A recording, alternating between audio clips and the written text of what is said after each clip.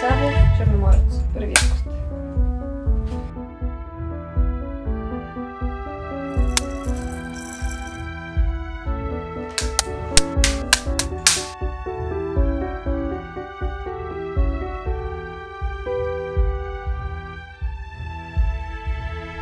Коя е България?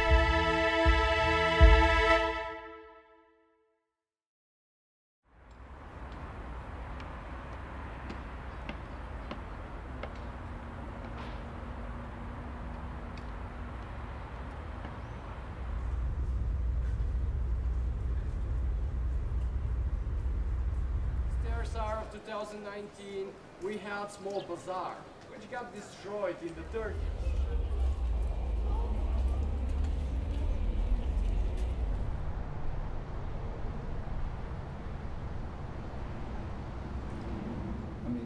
Дамата по Ваня и Валерий Николов.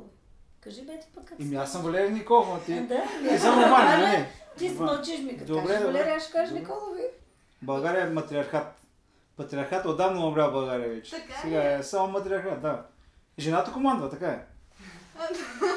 Бе, той преди си е било така, но просто Може би, да. Не сме е играли, било нали? по-тайно. Какво работиш? Аз работя като шлейфист. Шлайфам на една машина. Аз в производство за бяла техника правим разни неща. А вие ни казахте по-рано, че пътувате много из България.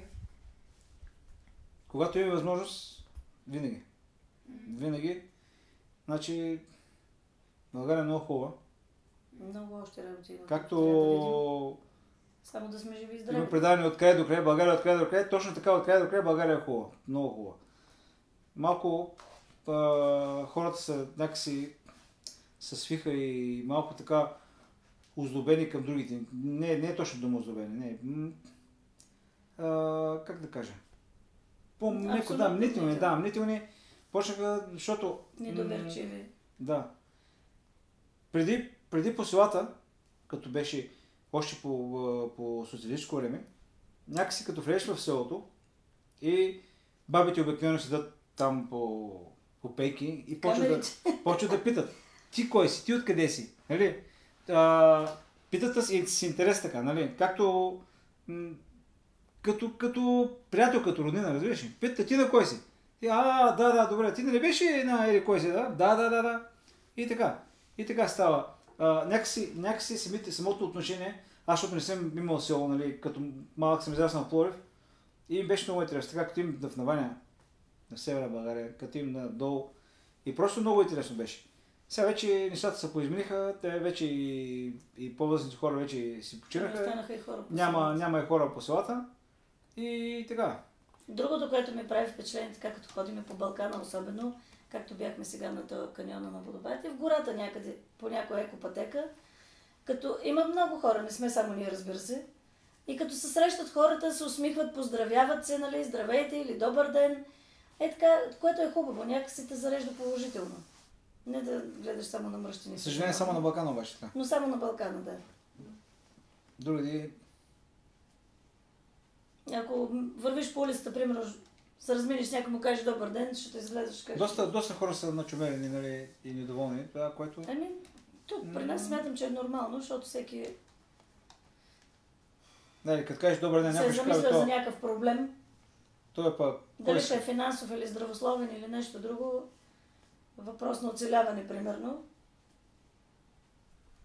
От толкова много пътувания и толкова много срещи с хора, коя черта в българския характер бихте искали да се запази в времето? Гостоприемството. Мисля, че все още, да, верно, че по-затворени са хората, но не съвсем. Коя черта бихте променили в българина, ако можете?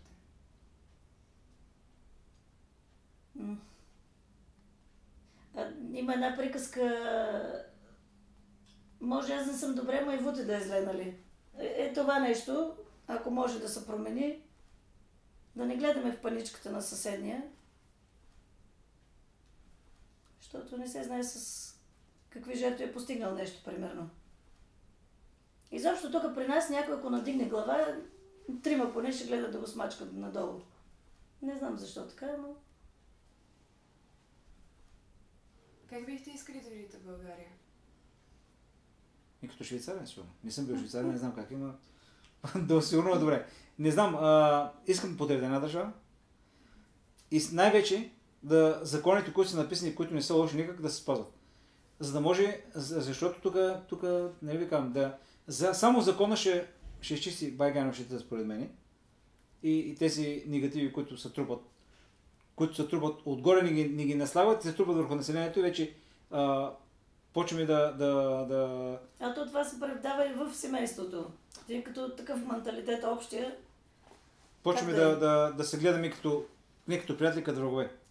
Да има дисциплина. Да има дисциплина. Да не става полицейска държава, като щатите, защото щатите е една полицейска държава за мен, но да има глоби, както в началото, примерно, да има сериозни глоби, да няма компромис към никой. Защото българин трябва да бръкнеш дълбоко в джоба, за да се научи нещо да го спазва. Към никой. Няма... Иначе не става работа. Значи, пресечеш на червено, глобата, примерно в Дания глобата е така. Глобата е, колко беше, 70 евро, нещо, казваше дъщеря ми, независимо, пресекал ли си на червено, дали си с кола, с колело или пеша, глобата си е глоба. Плаща си като и няма такива странични вратички да избягаш от глобата. Докато тук отиваш, се обаждаш на този нямаш ноя никакви други облаги. и подмина. Вани, какво е за теб щастието? Хората около мен да са живи и здрави. Така, не искам много да имам, ако се измерва в пари, защото който има много пари, пък не спи спокойно. А душата какво иска според теб? Какво да иска? Какво повече от това? Душичката какво иска? Чашка винце вечер, едно хубаво мезе, примерно, климатик да работи. Бих искала децата ми да са тук близо до нас, да не са навънка, ама в край на краща те са си големи и те се решават каква ще им е съдбата, така че... А Ваня, защо мислиш, че са навън децата? Първо големите отидоха да учат навън.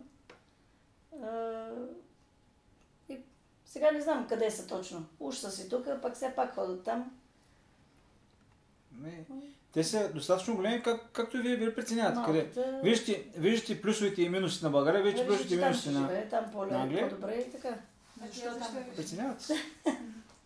Не знам. Просто... Ние не можем да преценим. Не беше достатъчно това, което взимаше тук. Като заплата. Пък и се искаше, нали, да може да отидем тук-там. А те не стигат тези пари тук. И може би и за това и отиде и навън. Първоначално финансова причината, като се отиде нататък, отидеш да работиш или да учиш, нали? Както одеве си говорихме, дойде си, реши да опита нещо, не се получи и пак отиде. Коя за вас е България?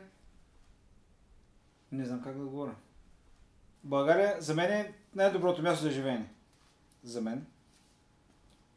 Обаче тези, които са отгоре, които не управляват, трябва тотално да се поднят, да дойдат нови, млади хора, които могат да направят и да навкарат в релси, които върват западните народи. И навън, така като слушам, и там има корупция, нали, и там всеки гледа да се облагодетелства. Не сме го мислили това, никакъв случай. Управниците, но поне не ощетяват толкова и хората, като че ли. Хората са доволни по някакъв начин и не обръщат толкова внимание, нали, на горе какво се случва. Докато при нас е много очевадно. Много очевадно и това дразни хората. И най-лошо, че не си взимат... И въобще не е време за тази работа. По-късно, разбирате ли? Не е така скрито, а по-късно. Да. Нагли са. Точно. Какво те боли най-много от какво се случва в България? Ето това ме боли, че няма как да... Може би има как, не знам де, но някак си трябва да се промени това нещо. Ние просто не можем да видим. Аз не мога да видя как да преценя по какъв начин може да се оправим. Разбираш ли? И затова и много хора, не само ние, много хора чакат отвънка някой дойде да не оправи. То така не става. Наистина трябва да има организация, както дали ще е църква, дали ще е профсъюз, дали ще е някаква друга организация, каквото ще да е, просто да организира хората, да направи от хората нещо, което да ги обедини. Разбираш, според мен сме разединени. България е разединена. Разединени, обезверени, да. Разочаровани. Страхуваш се, примерно, да отидеш на Балкана, да опънеш палатка и гледаш, че до теб има 3-4 палатки, викаш, това ще му украде, това не знам какво ще направи, Нали? А преди го нямаше това нещо, някакси. На Балкана в Родопите живееха най-чистите и най-добрите хора. Отворени към гости, нали? Посрещата винаги беше да приемем в тях. Никакъв проблем, абсолютно, няма. А последен въпрос. Двете ви дъщери са в чужбина. Да. Какво мислите, че България не им даде, за да останат тук? Че знам ли? Ето, малката не можа да си направи нищо, да реализира нещо. Ходи, работи навън, събра си някакви средства, искаше тук да направи нещо, не стана. И затова пак отиде. А големите, не знам. Аз може би аз ми е насърчал за това нещо. Те отидоха да учат там и видяха разликата. Защото каква е. аз ги нали, аз съм ги потиквал да ходя да работя там. Аз ги потиквал да ходя да уча там. Хубаво, аз нали, просто мечтата ми е да живея в една подредена държава. Разбираш ли? И нашата държава ще се подреди. Ама защото Това съм това не е сигурен. нашата държава Това подредена, съм да сигурен, че си се живеят тук. подреди. Ще се подреди, Да работят за нашата държава, няма не за чуждите държави. но няма да е скоро. Няма да Няма да е. е скоро. Просто Ние съжаление. няма да го видим пък. Това е нашето мнение. И не знам, дано се върнат и те, и вие да се върнете, да имате тук къде да се реализирате, нали, да покажете знанията си, които са. А вие, аз пък да ви питам. Някой от вас смята ли да се върне или?